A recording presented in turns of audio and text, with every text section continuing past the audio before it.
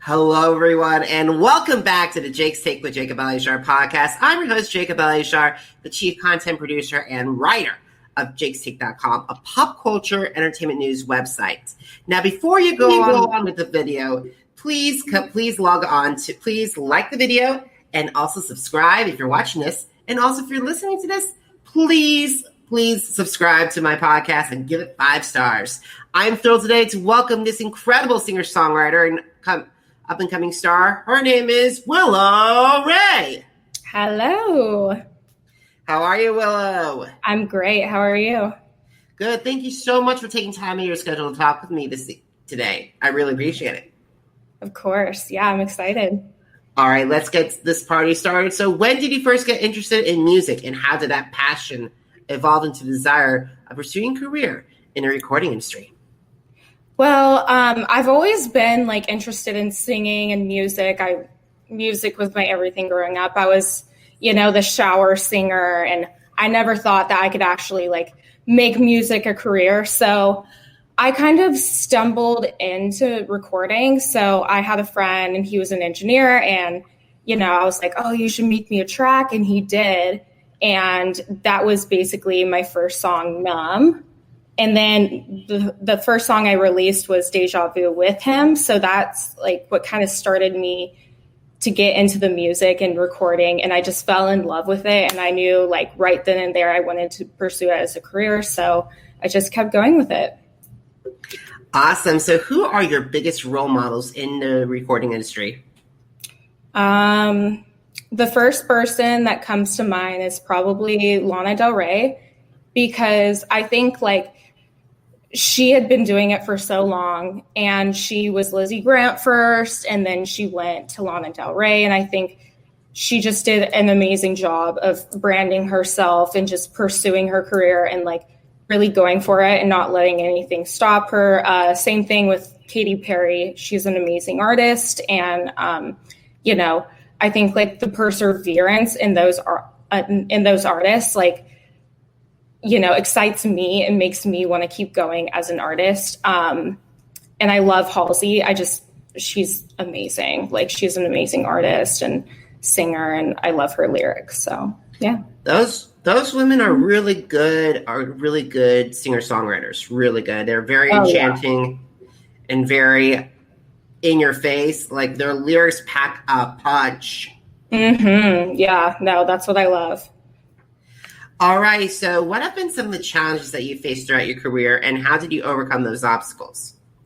Well, I think for any artist, money is an issue. So I think, just sometimes you just got to do YouTube beats. It just comes down to that. And, not letting money or the fear of what other people think of you stop you from doing this career, because it is really, artists are very vulnerable. I'm a very sensitive person. So it was hard for me in the beginning to just kind of unleash my inner monologue and my babies, which I call my songs. So just being vulnerable itself is it was such a challenge for me, but I think it made me grow so much as a person. But yeah, just, being vulnerable and being okay with people not liking it or whatever, just knowing that it's your art and it doesn't matter. It's for you ultimately, and to help maybe someone else feel better. All righty. So earlier this year, many of my audience might have remembered you from an Inside Edition piece that featured you go under knife for cosmetic surgery during the pandemic. Mm-hmm. So why did you decide to participate with this news story? Because I got approached for it, and I had always wanted a lip lift. I am a girl who likes to look a certain way. And my whole philosophy with plastic surgery and things like that is no, I don't think other people should go and change how they look, but I wanted to do this for myself, and it made me feel good. And I don't think anyone should feel bad about doing that. So ultimately that's why I chose to do it, in the public eye. And, the whole segment was around COVID, and To be honest, I thought it was the best time to recover. You're not seeing anyone. You're not doing anything. It's, they do a lot of precautions before you actually go and do the surgery. So I thought it was fine. I'm happy with the results, and yeah, that's why I chose to do it. So, and as a journalist, I commend you for doing that story. It's in participating in that story and showing that people that it's very safe to do plastic surgery and recover.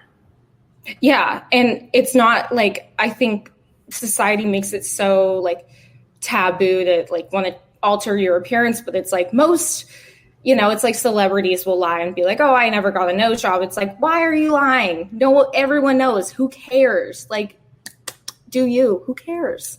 I think it's like empowering, if anything. So I'm pro plastic surgery.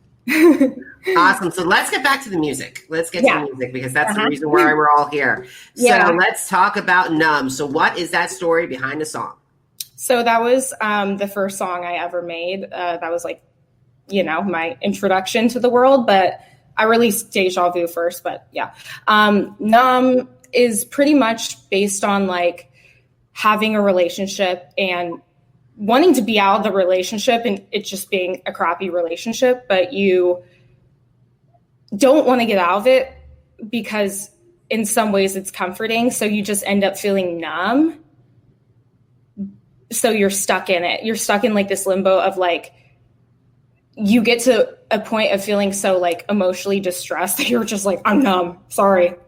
So that's what like brought that song to life. All right, so let's talk about another song, ADHD. And in that song, and I also have to commend you for being so open about this and saying that you revealed that you had ADHD in the song. So how do you hope that this song will empower others that are diagnosed with it? So the whole point of that song, it's a really fun song. It's not to be, it's not like a serious song. So it's like, the whole point of that song is like, look, I have ADHD. I have options. My thoughts are everywhere, but like, I have this one track mind on this one person. And it's like, how do I explain it? So it's like, you have this and you have that and all this stuff going on in your head, but you can find one thing to focus on. And in this song, it was about like a person. So it's just kind of like bringing light to the diagnosis, like making it like fun and upbeat. And it's like, you know what, own it. It's cool. Like it's not cool to like, have something going on. It sucks, but like embrace yourself, like embrace like, your hardships and you know what, make light of it. So that's what I tried to do with that song. And I definitely think that people should embrace what their weaknesses and sometimes when you do embrace your weaknesses, you become more stronger because of it. Yeah, definitely. Like it, like it's always nice. Laughter is the best medicine. And if things are more fun and lighthearted, it's like, it's not so dampering and crazy. And you're like, oh God, I have this. It's, just make light of it. That's what I think. So I made that song. All right. So recently you released Never Call You Again. I really love the song. I listened to it, but it was one of the shortest pieces of music that I listened to all year. So why was Never Call You Again so short in length? I didn't really think about it, to be honest. I got to the point of where I wanted to get to, and I just kind of made it short and cute and sweet and put it out there. Perfect. That's perfect for it. Perfect songs to put it on your Instagram and on social media too. Yeah, I like short songs. Like sometimes, like, I love like long, weekend type songs where you're just like there for hours. But like, I just wanted like a quick little fun song that you could just put on and jam to it, and then you go about your day. Awesome. And sometimes it could be the highlight of your day. Exactly. Yeah. So I didn't really think about the timing. I have it being an importance. So I just wanted it to be fun, and I like the song. So that's all that matters. Awesome. And I'm glad. And awesome. And besides, it's your music. Everyone has their own opinions to it. They can like it. They can't like if they like it, they can't like it. If they don't, they don't. But they can have their own opinion. But if it's a negative one, keep it to yourself. Exactly. All righty. So let's see. Who are some of your dream collaborators that you would want to work with in the future? And do you have any singers, songwriters, and producers that are on your top of your collaborators list? And how would they enhance your sound? Okay. There's a lot. So, I would love Lana Del Rey to write a song for me. Oh my God. Like, I try to write songs like her, but like, I'm not even in the same genre, but like, oh my God, her songs hit me in a certain way. So like, definitely her. I really like the production on, the artist Banks. Her songs, I think one of her producers is Sown. So it's like very like synthy and like dark and deep. And I'm going into more of a alternative pop mode, but I still like appreciate those sounds. And like, it's something I want to incorporate in the future. For right now, I'm just kind of doing like guitar based tracks, kind of like hip hoppy almost, but who else? I think that's like what I could think of right now, but yeah. Who knows, when we interview each other next, you might just have more artists you can share. Yeah. I mean, I have a list. There's just, it goes on forever. All righty. So we are getting down to the last 3 questions. So what are some of your favorite social media platforms like Facebook, Instagram, Twitter, TikTok, Snapchat, YouTube, and why do they stand out? Okay. Instagram is my favorite thing in the world. I don't know. It's just more cohesive. I feel like you can create a storyboard, you can have videos, you can chat with people, you can post stories. It's just like such an all-in-one. Like Instagram is always like my OG. That's where I post most of my content. YouTube, obviously, because of my music videos. But primarily I'm on Instagram a lot. I do use Facebook too sometimes, but I would say Instagram is the bulk of where I do my stuff. I need to work on my Twitter more. I'm going to get back on it. So, but yeah. All righty. And I've been loving Instagram, and I'm loving Instagram and Twitter. And plus I have Facebook as well, because that's the one that I always started on. So I always call it FIT, Facebook, Instagram, and Twitter. Mm-hmm. All righty. So if you had the opportunity to meet with aspiring singer-songwriters who want to advance their careers in the recording industry, what advice would you share with them? It's a journey, not a destination, for sure. So I think a lot of myself included, once I got into like recording, I was like, I want to be successful. I want to do all this stuff and like, be on top, or no, it don't work like that sometimes. So you kind of just have to like embrace the journey, because on the journey of like being an artist and developing, you just learn so much about yourself and so much about your sound. And my sound has changed drastically since the beginning of my releases. Like I was doing EDM-ish stuff, like EDM dance tracks.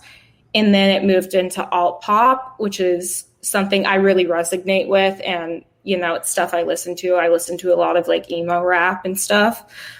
But I think it's just like, just going and learning with the times and just taking everything day by day, like being really present and like setting goals for yourself, but also not stressing yourself out over the goals. Like you just got to embrace every day and every challenge and every, new discovery is like a beautiful thing, and move forward with that. Absolutely. Mm-hmm. So where can my audience find your music, and where can my audience connect with you on social media? Okay. So you can find me on all platforms, all music streaming platforms. Willow Raye, Raye, and Willow like the tree. I just say that. And then Willow Raye on Instagram, just Willow Raye. And same thing on Facebook, same thing on YouTube, same thing. I need to work on my Twitter, but I will be back on Twitter. Trust me. But other than that, it's pretty cohesive, Willow Raye. So. Awesome. Now, guys, for more episodes of the Jake's Take with Jacob Elyachar podcast, head over to Apple Podcasts, Google Podcasts, Spotify, and Spreaker. Just type in Jake's Take with Jacob Elyachar, JACOBELYACHAR. This has been a great year. We've had a lot of phenomenal people, a lot of talented people from America that have been on America's Got Talent and Songland and Big Brother and Survivor and The Challenge. All those episodes are on the podcast, so please go and listen to it. And are you on social media? Because I'm on social media too. So find me on Facebook, Instagram, Twitter, and YouTube. It's Jacob Elyachar, JACOBELYACHAR. Now, also, you guys can find out my music reviews for Willow and more artists on jakes-take.com. Once again, it's jakes-take.com. Willow, you have a very bright future ahead of you, and thank you so much for taking time out of your schedule to talk with me. Of course. It was a blast. Thank you so much for having me. All righty, guys. Thank you so much for listening, and have a fantastic day. See, until next time.